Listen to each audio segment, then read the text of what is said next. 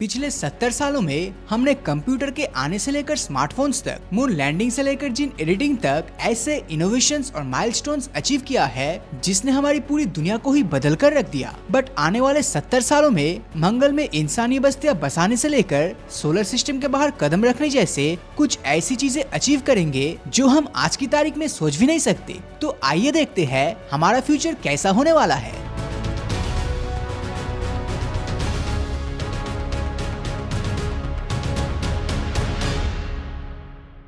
साल 2026 तक स्पेस में एक होटल बनने वाला है।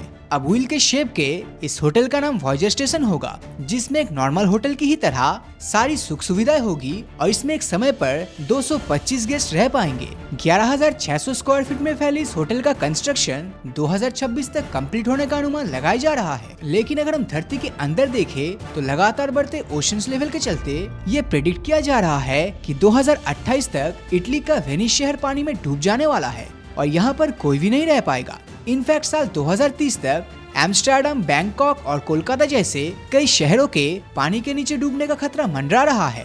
ग्लोबल वार्मिंग के इन डिजास्टरस इफेक्ट को देखते हुए फ्रांस, इटली और कई यूरोपियन देश 2030 तक पेट्रोल और डीजल पर कंप्लीट बैन लगाने वाला है। हालांकि इसका क्लाइमेट पर असर होगा या नहीं, ये तो आने वाला समय ही बताएगा। 13 अप्रैल 2029 को एस्ट्रॉयड एपोफिस धरती के बहुत ही करीब से गुजरेगा। 2004 में डिस्कवर किए गए पीनट के शेप की इस एस्ट्रॉयड का डायमीटर 370 मीटर के करीब है। अब ये एपोफिस नाम इजिप्शियन माइथोलॉजी से निकला है, जहां गॉड एपोफिस को डार्कनेस और डिस्ट्रक्शन का देवता माना जाता था। और साइंटिस्ट की माने तो ये एस्ट्रॉयड धरती के करीब 32,000 किलोमीटर दूर से ही गुजरने वाला है। हालांकि हमारे मून के कंपैरिजन में धरती से काफी करीब होगा और ये धरती के आसमान में साफ नजर आएगा, पर एपोफिस के धरती से टकराने की चांसेस सिर्फ 2.7% बताई जा रही है, जो कि काफी कम है। पर 2029 में अगर आप इस एस्ट्रॉयड को नहीं देख पाए तो साल 2068 में ये एक बार फिर से धरती के काफी करीब से गुजरने वाला है। इसी साल ही हमें 21st सेंचुरी का डार्केस्ट लूनर इक्लिप्स भी देखने को मिलने वाला है। एक लूनर इक्लिप्स उस समय होता है जब हमारा चांद धरती की शैडो में छिप जाता है और सूरज की रेज मून तक नहीं पहुंच पाती। आमतौर पर इस दौरान चांद कुछ समय के लिए लाल रंग का नजर आता है, पर 26 जुलाई 2029 को पूरे 1 घंटे 42 मिनट तक हमें चांद का डार्केस्ट फेस देखने को मिलेगा, जबकि पूरी लूनर इक्लिप्स करीब 3 घंटे 40 मिनट तक चलता है, जिसका सबसे बेहतरीन नजारा साउथ अमेरिका के लोग देख पाएंगे। साल 2036 में नासा धरती से 2 स्पेस प्रोब को हमारे क्लोजेस्ट स्टार सिस्टम अल्फा सेंटारी की ओर भेजने वाला है, जो हमसे करीब 4.37 लाइट ईयर की दूरी पर है। इनिशियल प्लानिंग के अनुसार ये साल 2056 तक अल्फा सेंटारी में पहुंच जाएगा और इसका एकमात्र हैबिटेबल प्लेनेट प्रोक्सिमा बी की इमेजेस धरती तक पहुंचाने का काम करेगा।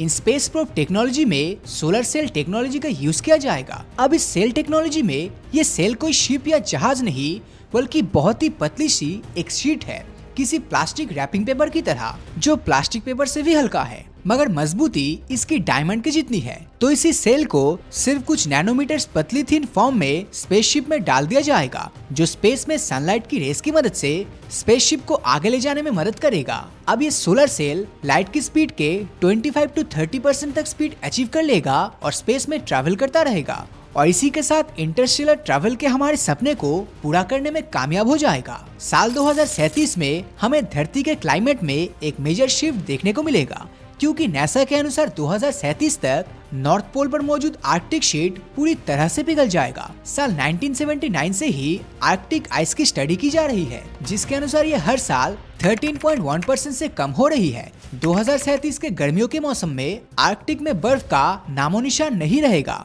जो चाइना जैसे देशों के लिए ओशन ट्रेड के नए रास्ते खोलने का काम करेगा। हालांकि बहुत से देशों के लिए ये खतरे का अलर्ट होगा और बात उनके एग्जिस्टेंस पर आ सकती है।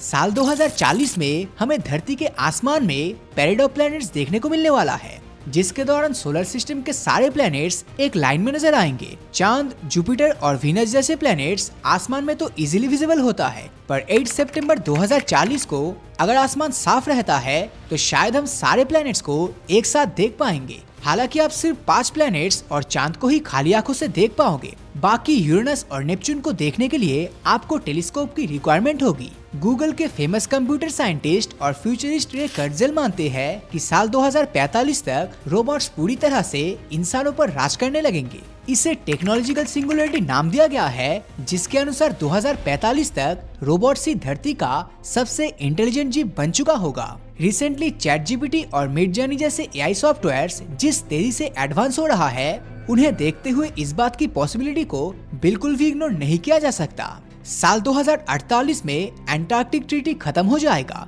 जिसको साल 1959 में 12 कंट्रीज ने मिलकर साइन किया था, जिसके तहत साल 1959 से लेकर 2048 यानी कि 89 सालों तक एंटार्क्टिका में कोई भी इस पर कब्जा नहीं कर सकता, जहां पर सिर्फ रिसर्च हो सकता है, जिसमें सभी कंट्रीज मिलकर एक साथ काम करेगा।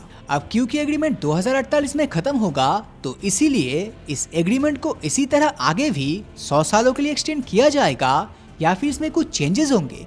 अब इसी फैसले के ऊपर पूरे एंटार्क्टिका का फ्यूचर डिपेंड करने वाला है। साल 2050 तक हमारी टेक्नोलॉजी पूरी तरह से बदल जाएगा। हर इंसान के पास एक स्मार्ट कार्ड होगा, जो उसके स्मार्टफोन से लेकर क्रेडिट और डेबिट कार्ड सभी का काम करेगा।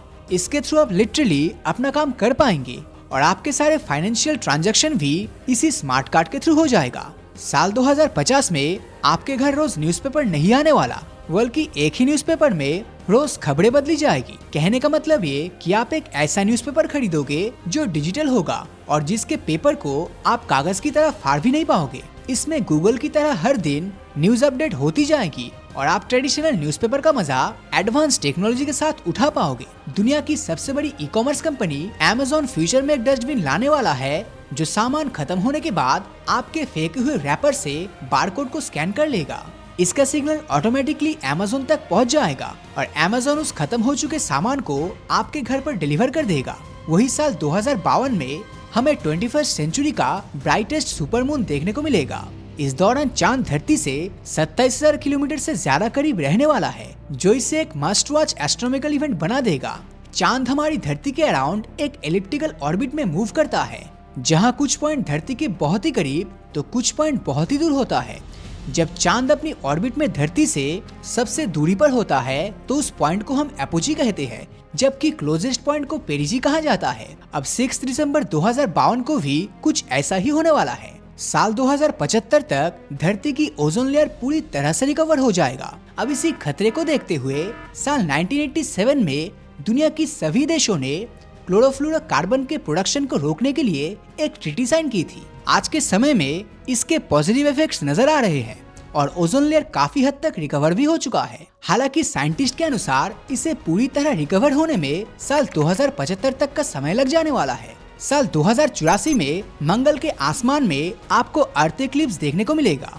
इस दौरान धरती और चांद ठीक सूरज के सामने आ जाएगा और मार्स पर आने वाली लाइट ब्लॉक हो जाएगी। ऐसे एस्ट्रोनॉमिकल इवेंट्स को प्लैनेटरी ट्रांजिट भी कहा जाता है और आखिरी बार हमें ये नजारा 1984 में देखने को मिला था। अब इस एस्ट्रोनॉमिकल इवेंट को आप धरती से तो नहीं देख पाओगे, क्योंकि ये सिर्फ मंगल ग्रह से ही देखने को मिलने वाला है। जर्मनी के वेमडिंग में एक टाइम पीरियड बनाया जा रहा है, जिसका कंस्ट्रक्शन साल 1993 में स्टार्ट किया गया था। अभी तो इस पिरामिड को सिर्फ 120 ब्लॉक से ही बनाया जा रहा है, पर इसमें हर 10 साल के बाद ही एक ब्लॉक ऐड किया जाता है। यानी कि 1993 से लेकर 2023 तक अभी हमने सिर्फ 4 ब्लॉक्स ही ऐड किए हैं। साल 2100 आने के पहले इसमें 7 ब्लॉक्स और जोड़ दिए जाएंगे, जिससे टोटल ब्लॉक्स का नंबर 11 पर पहुंच जाएगा। हालांकि इसके पूरे 120 ब्लॉक्स साल 3183 में जाकर पूरी तरह से कंप्लीट होगा। आज के टाइम दुनिया की पॉपुलेशन करीब 8 बिलियन पर पहुंच चुका है और वो दिन दूर नहीं जब ये आंकड़े 10 बिलियन को भी पार कर जाएगा। पर यूनाइटेड नेशन की एक रिपोर्ट के अनुसार 21st सेंचुरी के एंड तक धरती पर इंसानों की पॉपुलेशन ग्रोथ थम जाने वाली है। साल 2100 में धरती की टोटल पॉपुलेशन करीब 10.9 बिलियन पर होगी, जो इसके बाद हर साल 0.1% से कम होती जाएगी। अब एक औरत जिंदगी में जितने बच्चे पैदा करती है उसको फर्टिलिटी रेट कहा जाता है, तो इस दौरान ग्लोबल फर्टिलिटी रेट 1.9 पर आ जाएगा, जो आज 2024 के समय 2.5 से भी ज्यादा है। इसी के साथ प्रेजेंट टाइम में भारत के लोगों की मीडियन एज 28.2 है। अब ये मीडियन एज 28 का मतलब उस देश में 28 साल के नीचे कंट्री का आधा पॉपुलेशन है और बाकी 50% पॉपुलेशन की एज 28 ईयर से ज्यादा है, जिस वजह से हमें दुनिया का सबसे युवा देश कहा जाता है। बात करें पूरी दुनिया की तो आज के समय में ग्लोबल मीडियन एज करीब 31 है, जो साल 2100 तक 42 ईयर्स तक पहुंच जाएगा। अब इसका इम्पैक्ट क्या होगा ये तो आने वाला वक्त ही बताएगा, पर लगातार डिक्रीज होती ग्लोबल पॉपुलेशन के बीच अफ्रीका सबसे स्टेबल रहने वाला है, जिसकी पॉपुलेशन ग्रोथ में साल 2100 तक कोई भी डिक्लाइन आने की पॉसिबिलिटीज नहीं है।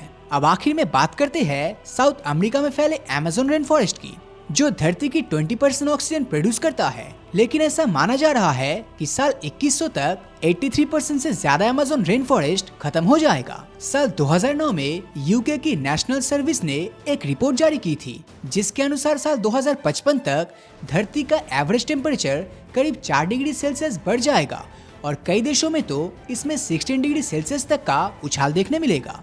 ऐसे में साल 2100 तक अमेज़न के जंगल सूखे की कगार पर पहुंच सकता है। लेकिन क्या ऐसी एक्सट्रीम कंडीशन में हम इंसान सरवाइव कर पाएंगे या नहीं, वो तो आने वाला समय ही बताएगा। तो दोस्तों, आपको क्या लगता है साल 2100 आते आते उस समय हम जियोलॉजिकल स्केल पर क्या इससे बेटर पोजीशन पर होंगे या फिर इससे बुरी पोजीशन पर? अपनी राय नीचे कमेंट में जरूर बताएं। और अगर ये वीडियो आपको अच्छा लगा हो तो इस वीडियो को लाइक और अपने दोस्तों के साथ शेयर करना मत भूलना। और अगर अभी तक आपने हमारे चैनल को सब्सक्राइब नहीं किया है तो सब्सक्राइब करके नोटिफिकेशन बेल को ऑन कर दीजिए, क्योंकि मैं ऐसी वीडियोस हर हफ्ते लाता रहता हूँ। Thanks for watching.